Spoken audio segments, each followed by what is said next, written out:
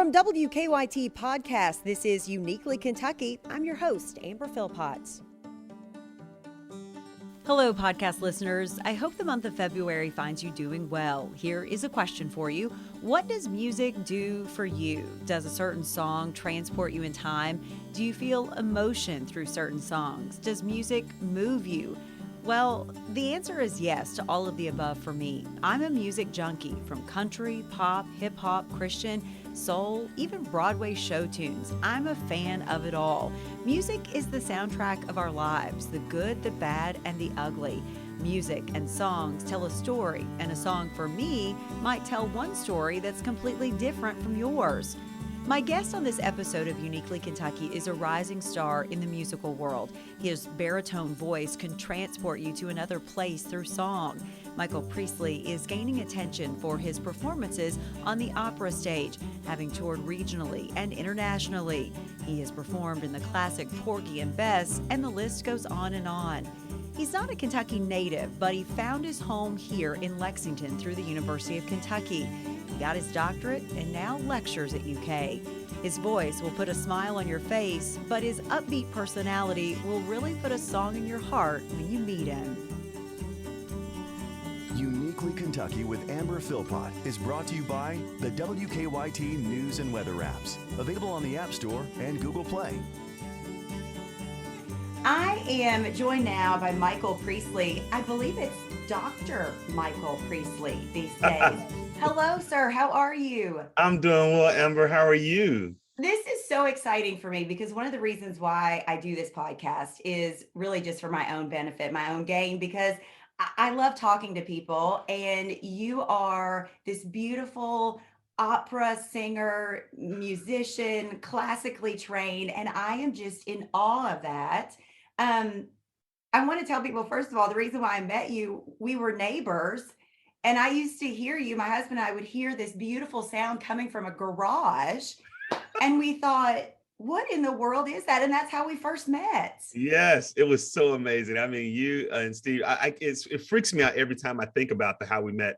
And I don't know, let me see. Okay, so we moved in our other house. My other neighbor, she's like, we're good friends because the same situation.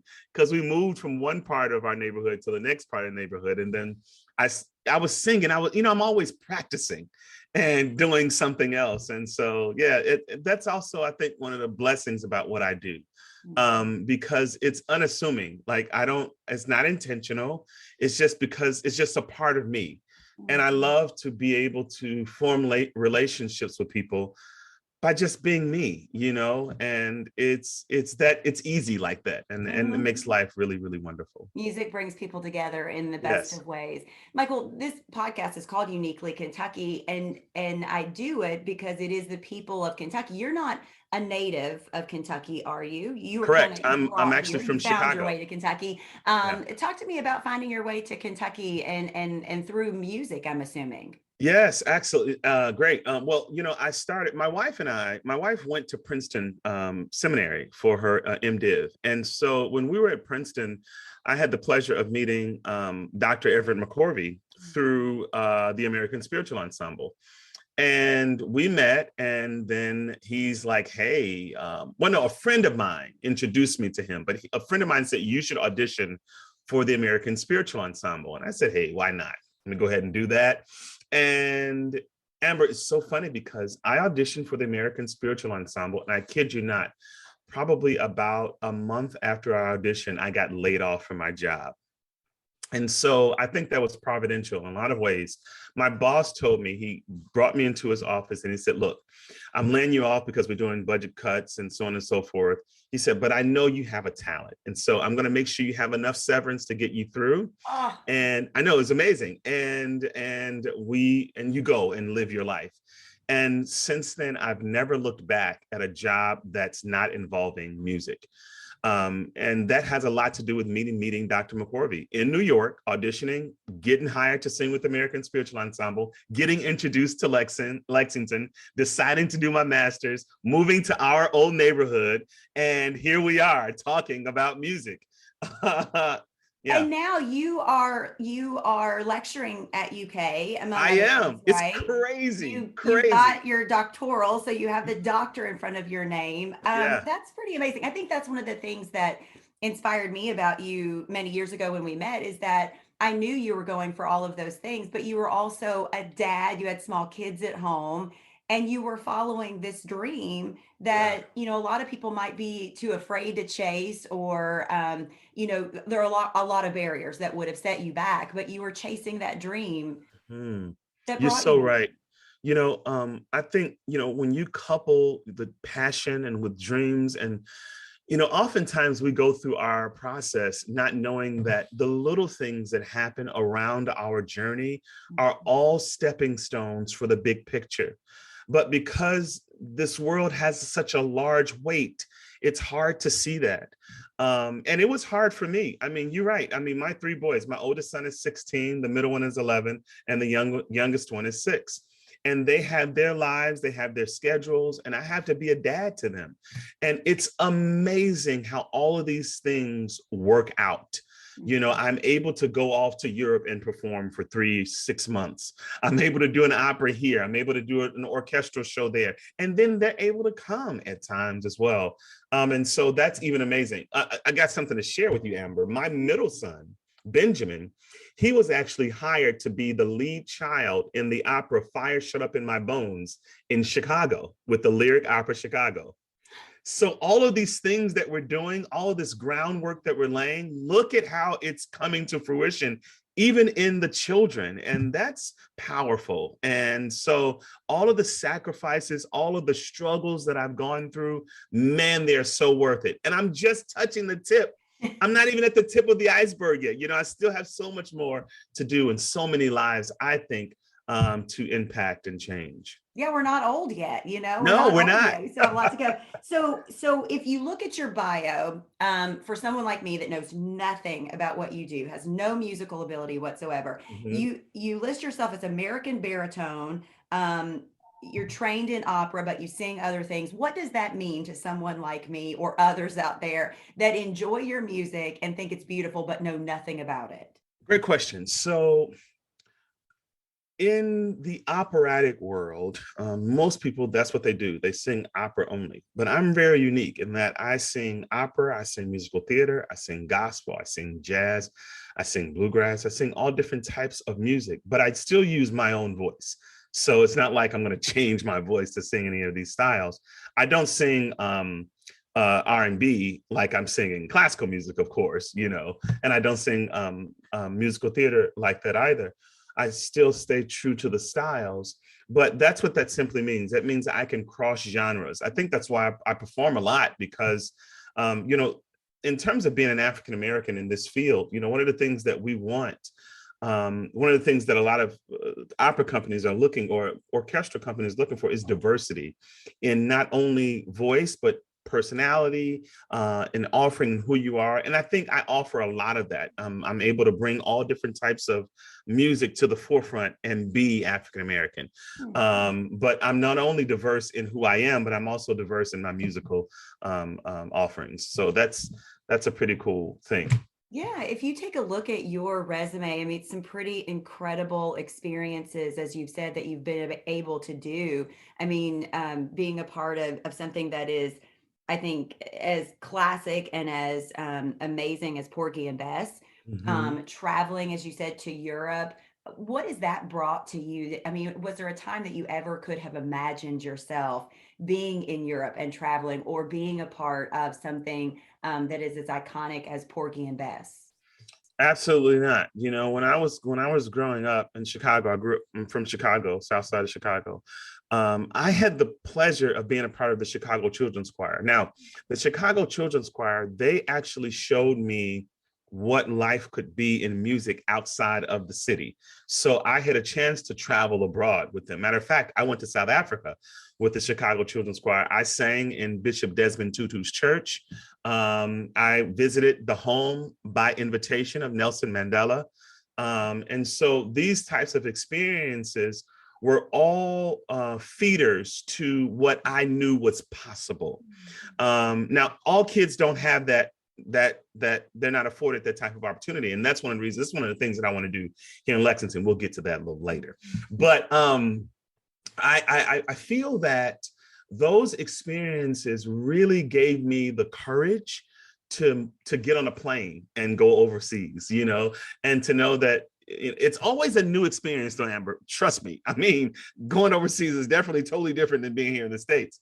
But to be exposed to different cultures, to different ways of life, not only does it influence your artistic palette, but what it also does is that it allows you to appreciate where you are and what you have. You know, here in America, I think a lot of us, especially those of us who aren't abroad people, they don't really appreciate what we have.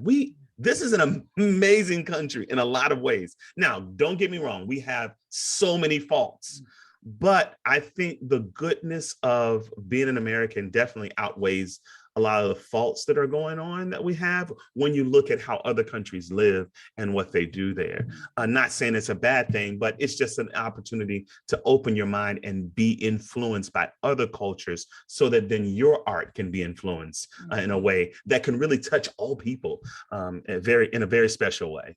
More with Michael Preacely when we return. Get more local news and weather at a more convenient time. Watch WKYT News at 10 on the CW Lexington with Amber Philpott, Bill Bryant, and Chris Bailey. Do you have a production thus far that you have really, really enjoyed being a part of or felt super honored to be a part of thus far? Ooh, a production where I felt super honored.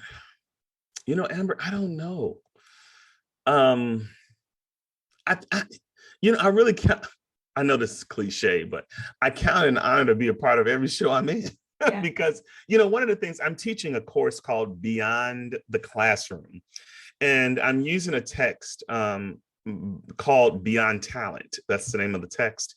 And in the text, what it does, it talks about the opportunity to be afforded, you know, just to sing, period. And I tell you, we could be doing so many other things, but what we do is so unique to us as artists, as singers, in my case, and so it shouldn't be taken lightly whenever you get a chance to step on the stage. And I think that's the way I look at almost every experience that I have. You know, for every one role, there are like 15 or 20 people wanting that role. And Amber, I get a chance to sing the role. Oh my goodness. You know, that is amazing. And I get a chance to you and I are alike in that way. I think creative souls are like that. And I think I'm like that with my job, is that there are so many things I have been afforded to do or learn or see that I don't take any one of them for granted, because, you know, it's a part of what you get to do every day. And there are a lot of people who want to do what you do every day. Yes. And you don't take it for granted. Mm-hmm.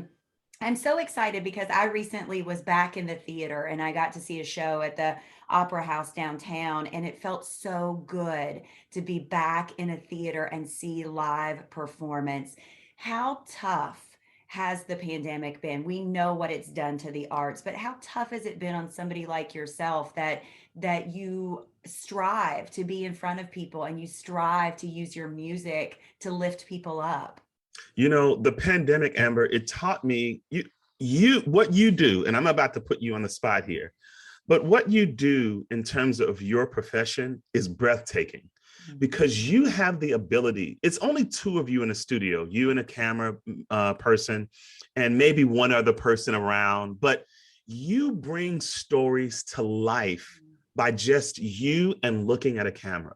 That is mind-blowing, because those are the types of things that we had to do during the pandemic. Mm-hmm. You know, I was in my living room and I had to touch thousands of people by simply looking at a camera and doing what I do.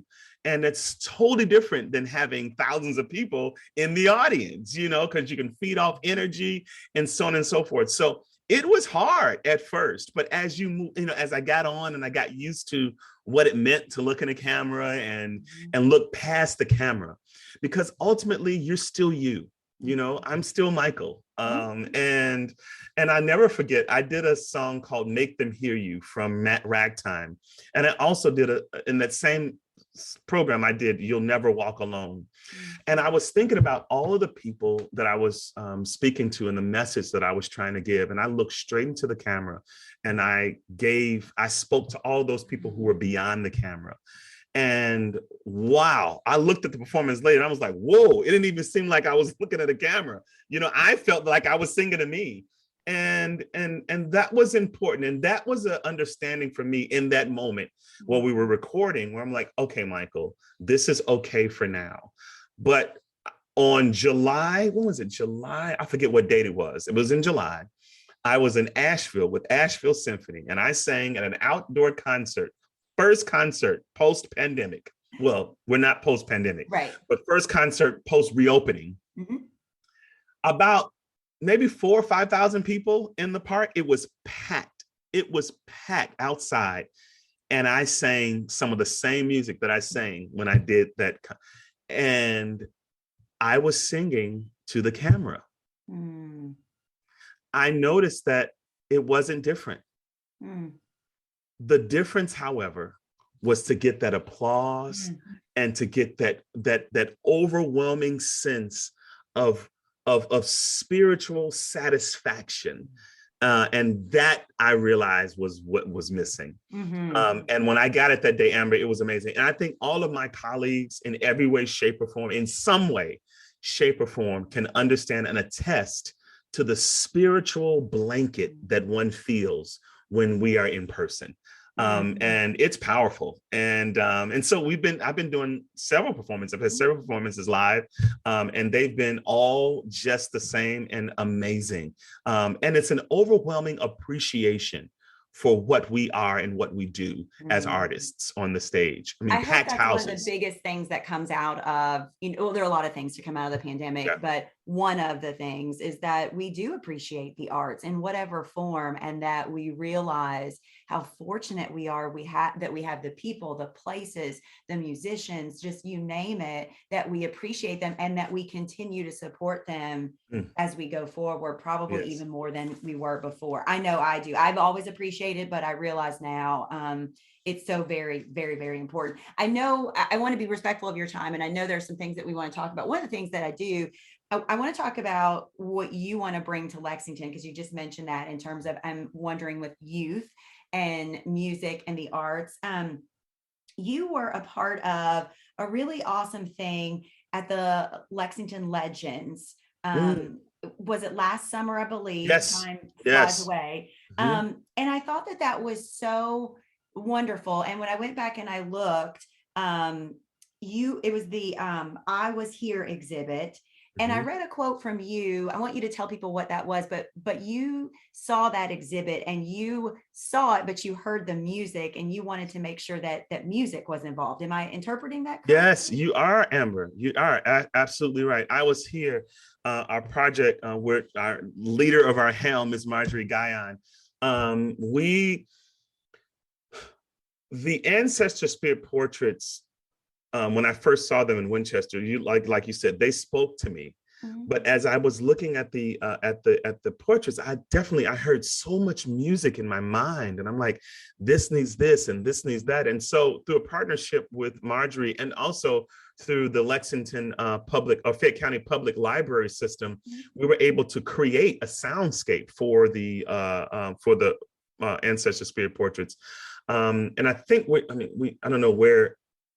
I have been out of the loop for a little bit, so I need to get myself back in. Matter of fact, Marjorie has been texting me, Michael, where are you? But yeah, the Lexington Legends game and making a blended anthem was one of a big piece of the project, because we look at these ancestor spirit portraits and we see beautiful and amazing African Americans in so many different lights, and remembering our mark on history, on different markers, especially throughout Lexington, throughout different parts of the city where we've been, but oftentimes we're forgotten in terms of the historical significance that African Americans have on our culture. And I Was Here is definitely one of those projects that really bring that to to life. And we were thinking with the blended anthem, with the Lift Every Voice and Sing and the national anthem, blending those two is really crucial, we feel, to understanding how we as a people are the United States of America. We're not a divide. We're all Americans, you know. Granted, we come from different ethnic backgrounds and so on and so forth, but who doesn't? I mean, we all come from something, you know, in some way, shape, or form. And so to really bring us together with that blended anthem was something that it's something that we continue to try to do. But yes, I did that at the Legends game. Big success, Amber. Rousing applause. As a matter of fact, we did the blended anthem, and then someone was like, okay, now it's time to sing the anthem. But we're like, no, we don't have to just sing the anthem. We just did it. You know, we just did it. It's done. And that was confirmation to us. And I mean, Amber, we're hoping that this is confirmation to the NFL, to the Major League Baseball, to the NBA, to all of these people, all these organizations, to know that we can do this type of thing. So I'm actually in the process of re-recording the anthem, and I'm going to clean it up a little bit, make it a little bit more commercial. And what I mean is, you know, like you can play it on the news or wherever, and it could be real good quality. So we're gonna go in and do that here soon. I think that must be well, I think anytime you can use your craft or your art to also elicit an emotion from someone or make a statement is really worthwhile. And I love that. I can't imagine the work that went into that, but also wondering how it was going to be received. Yeah. And then to know that it was so well received must have been wonderful. Yeah, you know, because of the climate that we live in and the division that we have day in and day out. Yeah, you know, we need reminders. I mean, when you go to school, you know, when kids go to school, they're reminded, okay, don't forget, get in line, or don't forget, you're not supposed to talk right there. As society, as adults, we think we need reminders. Everyone has a reminder on their phone.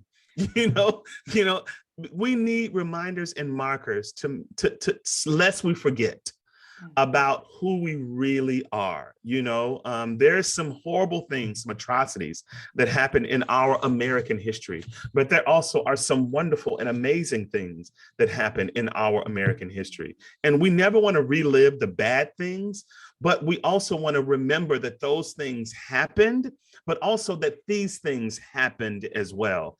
And also these things are happening.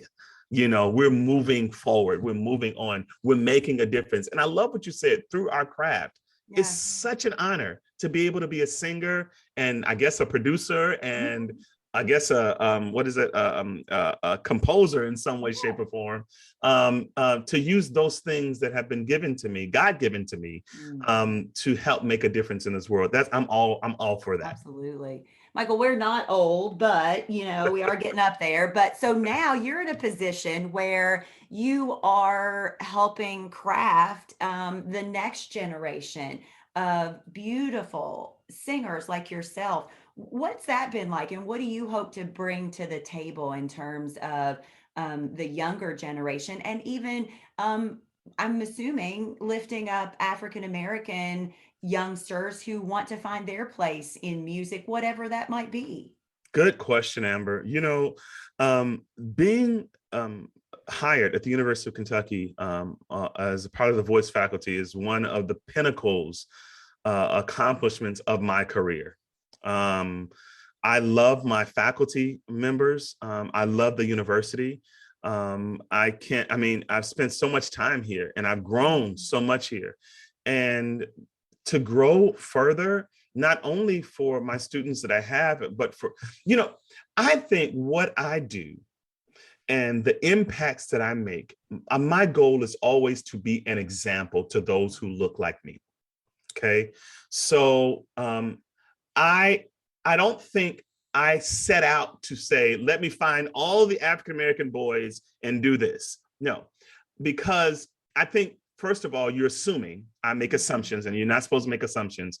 But when you are an example, And you are a strong and so that's why it's so hard. I got to make sure I'm doing right. I have to make sure the moves that I'm making are appropriate, because I'm always under the mindset that I have 3 little African-American boys, one soon to be a man. And the things that I do will directly affect or impact their lives. And so I don't take that lightly in terms of the decisions that I make and what I do to build this career that I'm trying to build. And I believe, Amber, I'm a musician. I am an educator. Those are my 2 big things. And I want to figure out a way in the city of Lexington to educate our youth who otherwise, if it's not for us to create these opportunities, may not get them. Because there are a lot of our youth out there who want to do the arts, but it's not as accessible to them as it should be. And so I'm going to join that bandwagon. Like, I'm on the board of CMA, Central Music Academy, and we do a great job at that. But I want to do more.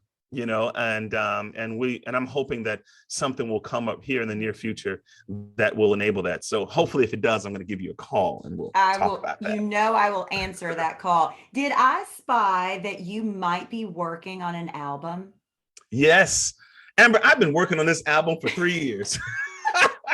I just recently did an MLK thing with the University of Kentucky, MLK Tribute, MLK program. You should check that out. It was amazing. The sound that was recorded was really, really good. And so I think I'm going to try it again. But it's in the work. Like, everything is recorded, but it's just not where it should be because I'm a perfectionist, I guess. It's like, Michael, just get it out. But you did spy right. Okay. So hopefully your spying will come to fruition, a piece of CD really soon. I think that being a perfectionist just comes with, being a creative soul, because I feel your pain sometimes when I'm putting a story together. I would sit there and literally have to be drug out of an edit bay to say, stop looking at it. So I understand it. And I will wait as long as I have to for you to put out an album, because I would be the first person to download it, purchase it, you name it. Michael, thank you so much. You've got other Zooms to get to, I know. I want to let people know if they want to keep up with you or they want to learn more about you, if you do put music out, shows you're going to be in, how do people find you? Because you can find me. I'm gem of a human to keep up with.